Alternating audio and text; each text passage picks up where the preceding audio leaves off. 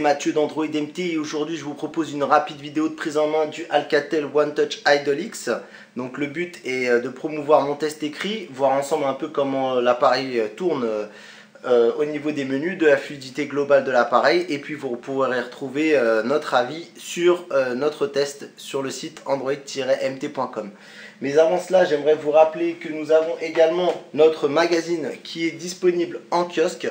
Donc si vous ne l'avez pas, vous pouvez y aller. Donc au menu de ce bimensuel de février-mars, vous allez pouvoir savoir tout faire avec votre Android, que ce soit au niveau des réglages, de la musique, de la sécurité, du GPS, des contacts et des partages et plein d'autres choses encore.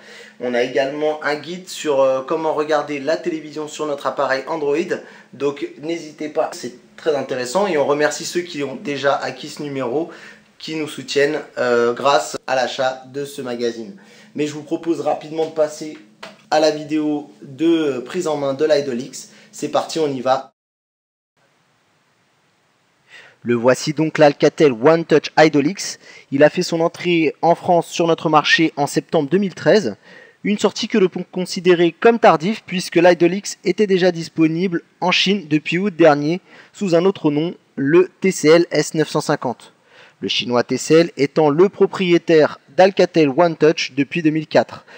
Le mobile est vendu chez nous en version simple SIM et port micro SD, mais il faut savoir qu'il existe une autre version en dual SIM sans extension de mémoire. L'Idol X est disponible en noir, rouge et jaune. Il est équipé d'un capteur de 13 mégapixels et d'un haut-parleur situé en bas de l'appareil. Pour accéder aux différents ports, un bourrelet a été volontairement placé pour ouvrir les trappes, que ce soit de la SIM ou du port micro SD. Sur le dessus, on y trouve le bouton Power ainsi que la prise jack 3,5 mm pour y mettre vos écouteurs, votre kit main libre. La partie du bas, on y trouve le port micro USB. Nous avons à gauche le port micro SIM et sur la droite, nous avons le volume et le port micro SD. Mention spéciale pour l'effet métal réalisé sur les tranches qui ne sont en réalité qu'en plastique. Donc voici l'Idol X et son packaging, donc avec des écouteurs qui sont plutôt assez bons. Je les ai testés et au niveau du son, pour ce prix là et en général pour ce qu'on nous fournit en termes d'écouteurs, ils sont plutôt corrects, donc c'était une bonne surprise. Voilà, donc ne vous attendez pas non plus à des choses très haut de gamme, mais le son est assez fidèle, même s'il manque peut-être un petit peu de basse, mais voilà, donc pour ce prix là, mention assez bonne pour les écouteurs, assez bien pour les écouteurs au niveau d'Alcatel. Ensuite, on a le chargeur classique avec le port micro USB, donc voilà. Et donc passons rapidement à ce téléphone, donc voilà, ce téléphone qui tourne sous Android 4.2.2.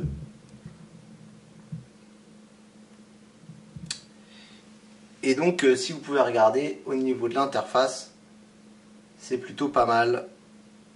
Même si on sent une légère accroche, un petit manque de réactivité. Alors il semblerait que la dalle ne soit pas des plus réactives, mais c'est plutôt assez fluide mine de rien voilà. Même si on sent qu'il y a une légère latence à cause de aussi également la surcouche sûrement due à Alcatel. La preuve en est, c'est que si on passe à Nova Launcher que j'ai testé, alors voilà, tout de suite ça devient beaucoup plus fluide, beaucoup plus fluide au niveau de l'appareil. Voilà.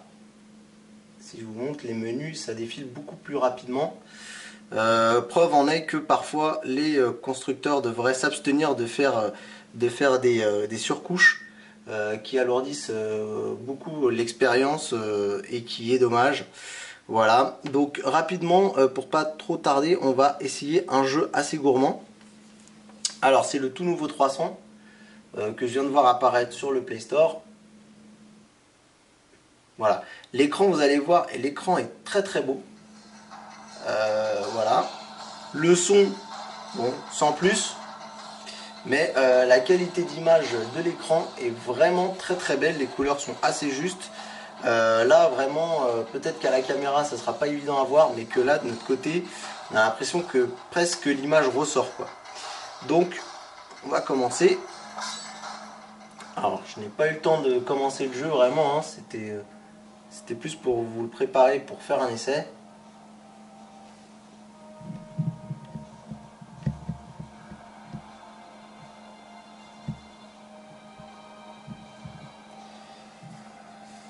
C'est parti.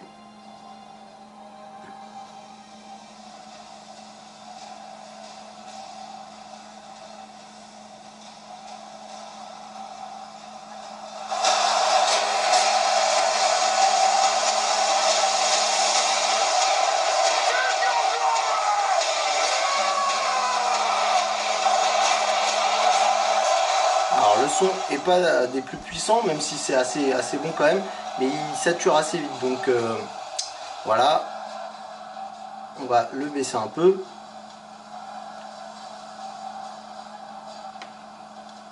On y va, et c'est parti.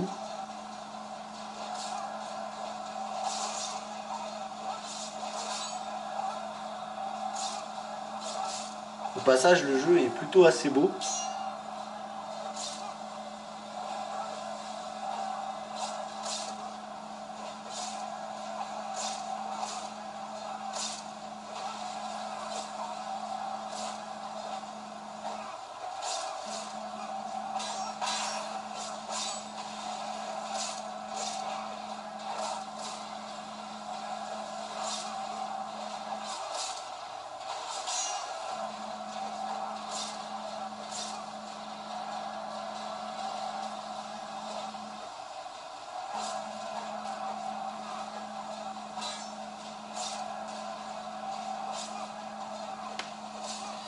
Et on repère quand même, c'est fluide, mais on a des petites sauts d'image.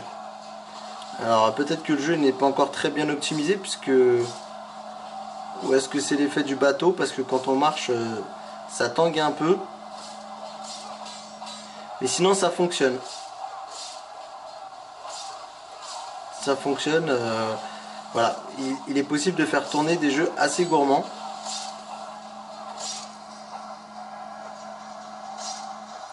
Et puis voilà, donc voilà, preuve en est. Il est possible de lire une vidéo en Full HD, il n'y a pas de problème, mais je vous laisserai découvrir le reste du test écrit.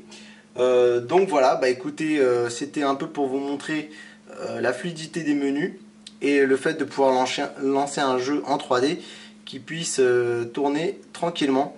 Donc voilà, bah écoutez, je vous laisse découvrir le reste de mon test écrit, pardon, sur android-mt.com. Je vous souhaite une très bonne journée à tous et à toutes.